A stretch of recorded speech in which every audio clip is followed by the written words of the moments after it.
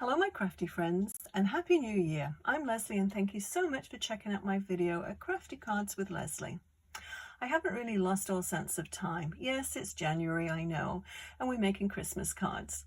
I always like to give myself a little bit of a challenge each year, and this year's challenge is to make a Christmas card design one per week. Well, that's my plan anyway, so we'll see how it goes. Needless to say, I'll be making other cards as well, so not just Christmas cards. There's always birthdays, anniversaries, and everything else, so we'll be making plenty of cards this week, no worries. But each year I'm always in a bit of a scramble to get all my 80 or so Christmas cards that I make all done and ready to mail on time. So I thought this would be great to get them all done well in advance. This is my plan anyway, so why not craft along with me and join me each Wednesday when I plan, I hope, fingers crossed, to post a weekly Christmas card. So let's get started and make week number 1. So this little guy, I think he's so sweet, and I've sort of done a little bit of a twist on it because I'm just outside of Vancouver, Canada, and our winters, yes, we do get some snow, but it doesn't usually last very long. And the snowman, I remember my kids being very upset when they were little, making a snowman and then watching it slowly melt. So this is what sort of inspired me to make this card. So I'll show you what I used to do these. The snowman actually comes from this. It's an old Close to My Heart stamp, and this is the one that we used, and it's Seas and Greetings Winter. Unfortunately, Close to My Heart, as I'm sure most of you know, is no longer in business, but Stampin' Up have a snowman very similar, and I'm sure there's loads of snowmen out there, so I don't think you'll have a problem finding that one. And this one is becoming fast one of my favorite ones to use, Umbrella Days by Stampin' Up. And we're going to actually be using the umbrella from this set. I always like to use, well, it would be nice if you could just use one set and have it for everything, but I always find I like, you know, something from one set and something from another set.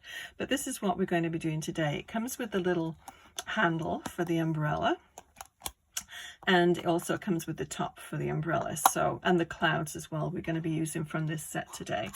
So yeah, it's a great little set.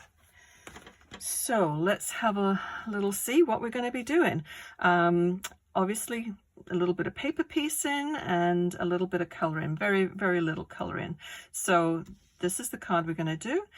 This one actually has got a border around, and this is just a little, it's the background. Actually, I forgot to tell you this one as well. This is from Memory Box, and it's called Splashing Puddles, and it's quite an old one, and this one would actually work quite well if you don't have this die. This one would work very well because it does have the rain splashes in the background too. But I've had this die set for years, and I've hardly used it, and it's been staring at me on my magnetic wall next to my work table. And when I bought the Umbrella Days, I thought, oh, they're just perfect to go together. So yeah, so it's nice to use what you have. So enough of the chatter, and let's just put this card together. So I'll leave one out actually. I'll leave this one out and off to the side there. Hopefully you can see it. So the paper piecing part, we'll do the little umbrella first. And as I said, this is part of that set, and it comes with all these little pieces. This part, I just traced around it and traced around the actual die and cut it out. So this part is fussy cut, but I wanted a base so I could actually pop it up. So let's go ahead and glue this one down. We'll do the umbrella first. Make sure that's good and stuck down before we start popping it up. So I'm going to start with the middle pieces. I just want to make sure you can see. Now this paper, I have no idea the company that made this paper. It's just out of my scrap bin. I thought the tweezers would probably work better than my fingers, but maybe not. I'll give it a try. So you can use whatever glue you like. Everybody's got their own favorite glues to stick these little things down. So let me see if I can see. You just want to sort of line those points up. Anything that sort of sticks out afterwards, we can just snip it off. So no big deal. Whoops. You can always stamp this as well and use the stamped image. I'm making a real mess of that one. Okay, let's do the other centerpiece. See if we can do this a little cleaner. Okay.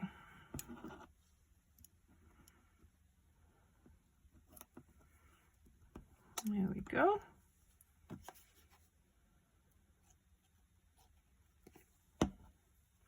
So I made the umbrella match the little hat and scarf for the snowman.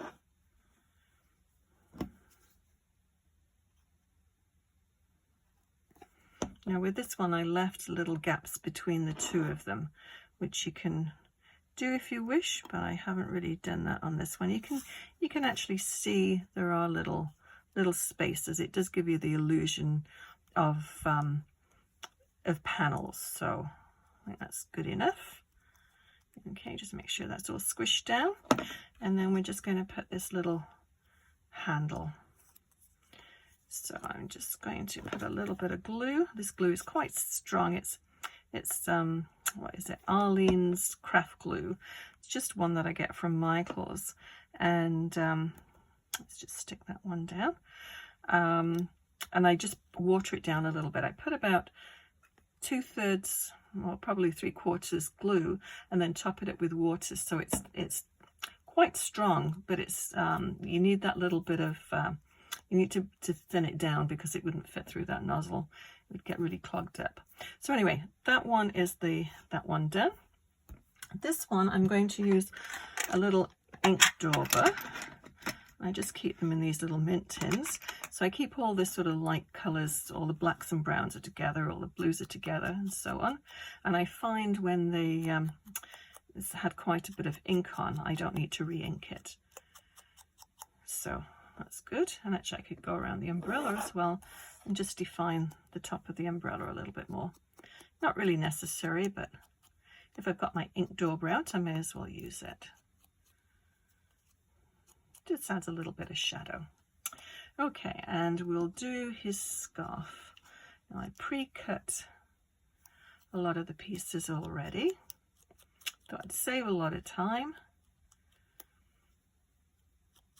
Okay, that's all we need to do for that. So all the little pieces that need to be cut out and glued are all done, and we'll go ahead and I just added a little bit of shading around here. It's just a hint of color. So of course you've got to have a carrot for its nose. So the snowman's going to have an orange carrot, and the pen I'm using here is an orange blend. It's an old one from Close to My Heart. So that's the carrot done. Actually, we could give it a little bit of shadow. Just go to the dark one. I use the medium one at first, and this is just the darker one. It just gives it that little bit of shading. And we need to add a little bit, as I said, a little bit of shade into this. So I'm just going to do the light one to start, and just to give it, make it look as though it's not quite as flat, just give it that roundness. And this one, sorry, I should say before I started using it, it's the Ice Grey blend, and I'm using the lighter ones. I do like these tri-blend markers because it gives you same color obviously, but just different shades, just different intensities of the color. Now you could do this with a blending brush and ink as well if you wish. But I just want it to just make it look a little bit rounder. And so just sort of give it a curve. Just drag your pen in, but just sort of curve it around, follow the shape. And then the little middle one.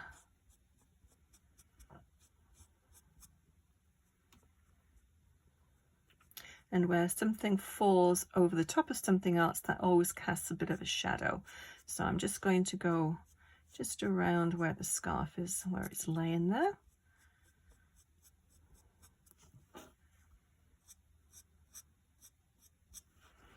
and then its little head. So a very, very quick colouring job. Same thing, just where the hat falls down over the snowman's eyes, it would cast a little bit of a shadow. So just, and his nose as well. Just add that. But most of it, I mean, is left white, obviously, because it's snow. So let's go and put the little snowman's hat on.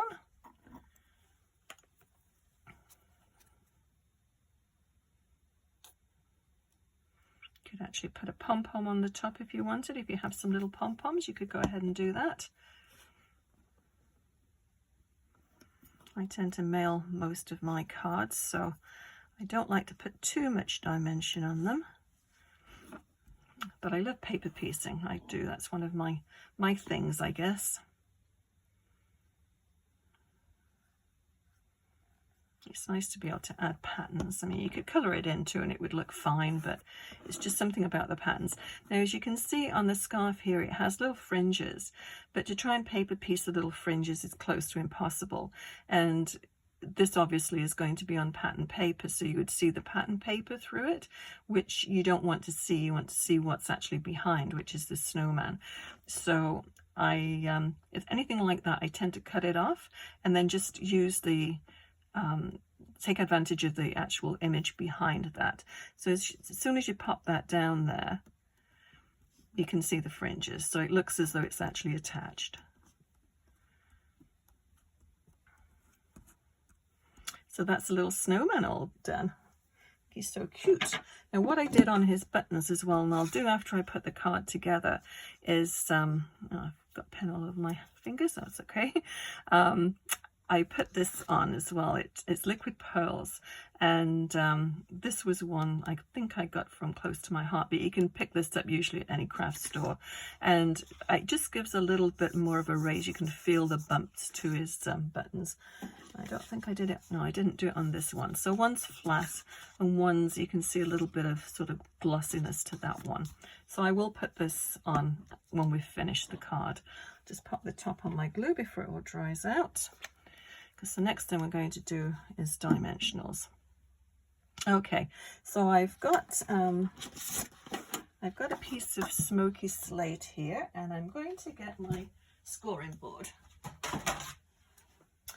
I tend to make all of my own card bases. I find it's just very handy because you can do whatever color you want. So this is 5.5 by 8.5. So you want to score it at 4 1/4, and I do make a little mark on my scoring board because, you know, it just sort of emphasizes that's the one that you're going to make the mark and score, because it's quite easy to it's just I mean, it's a very sort of bland color. The marks aren't really very defined once you start, so I always like to just mark my board. So just fold it over.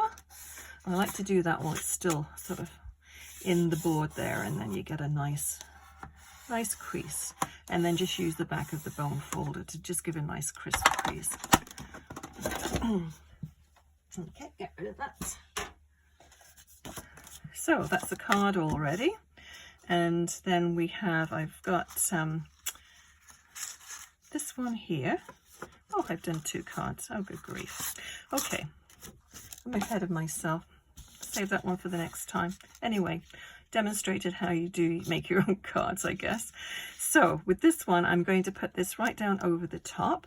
Now, I moved it down a little bit on this one, so it's a little bit of a border on the top, but you can just pop it straight up as well. So, and this one, I print it straight on the card front. On this one here, I made my own little tags. So I did both of them on Word on my computer. And how I make these tags is obviously feed cardstock into my printer, but then just type it out as you want, Merry Christmas Vancouver style, which is very typical Vancouver style.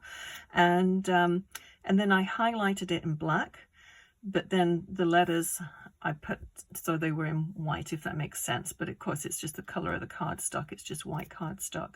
So that doesn't actually take the ink. So it's a great way of making these little tabs. And so yeah, you can print it straight onto the card front, or with this one I chose to do it this way. So let's get the little Mr. Snowman stuck down. So I will, let's see if that's all stuck. Excellent. Let's get the snowman down first, and then we'll decide where we're going to put the background. Okay, as you can see, I made a little boo-boo stamping it out on one side, so you just flip your paper over, and there's always two sides to a piece of paper. You don't need to waste any. Nobody's going to see it behind there. So let's get this positioned first, and then we can put everything else in that follows. So we'll put him in about the same place as we had that one. Okay. And I think about there. So we probably do want to move that down. Okay, let's go ahead and stick this one down. Now I'm not going to put glue behind the actual puddle parts because they'll just be sort of free floating. I'm just going to attach the rest of it with tape runner. So if you have this die, just make sure you go around the edges, but just be aware of the little raindrops there, because you don't want to have glue or tape coming through on the other side.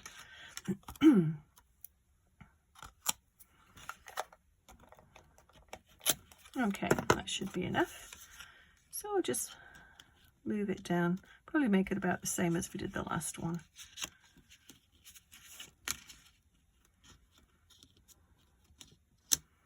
Okay, and then this one, let's pop that one up on dimensionals as well. I'll just use the little ones. These dimensionals are quite good because they're a nice size, and I do like the shape of them too, so you can move them around so you can get a flat side next to a flat piece of paper. Sometimes when you get the round ones, you know, there's always a little bit that sticks out, and it's nice that they're in two sizes as well. Okay, so let's center this one.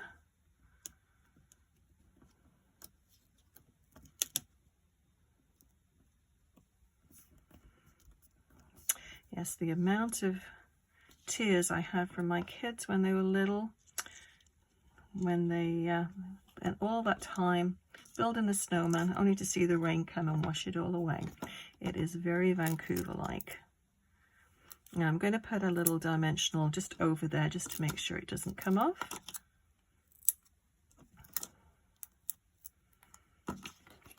And then we need to sort of see where that's going to go. You can tuck it underneath his arm or just have it laying on the front. I think I'll just have it laying there. So it'll be slightly off.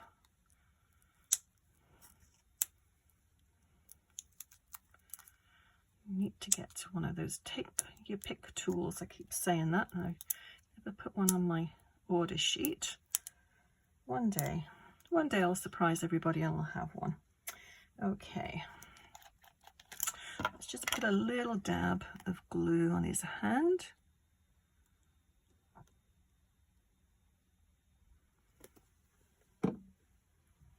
And then position that so it just, this glue is white obviously, but it does dry clear, so not a big deal.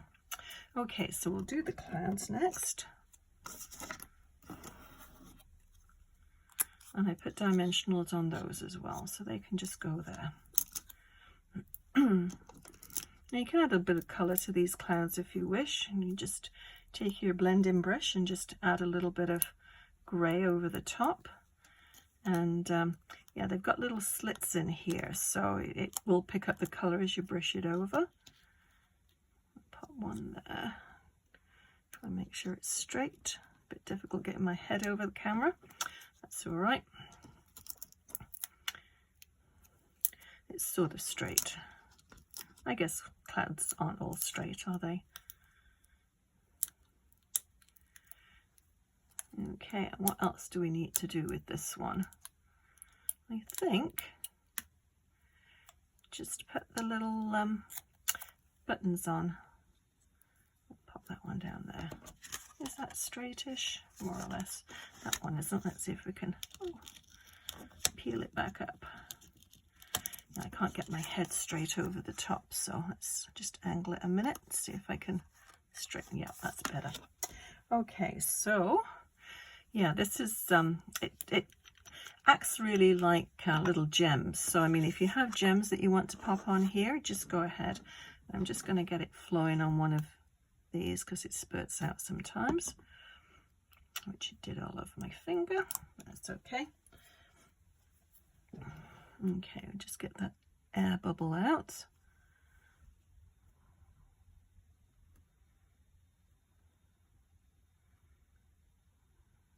Yes, it's coming. Don't want to squeeze too hard or the poor snowman will be covered in this stuff.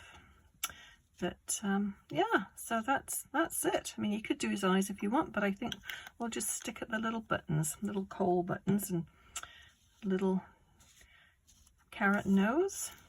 So yeah, I hope you like that. It's kind of a fun one to make it appropriate for my area anyway.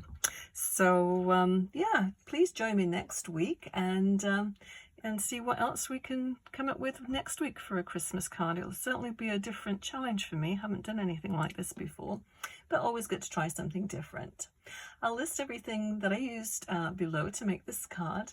And if you enjoyed this video, please give it a thumbs up and consider subscribing. Also, click on the bell icon, and that way you'll be notified when I post new videos. Thank you so much for watching. We'll see you again soon. Happy crafting and Happy New Year. Bye-bye.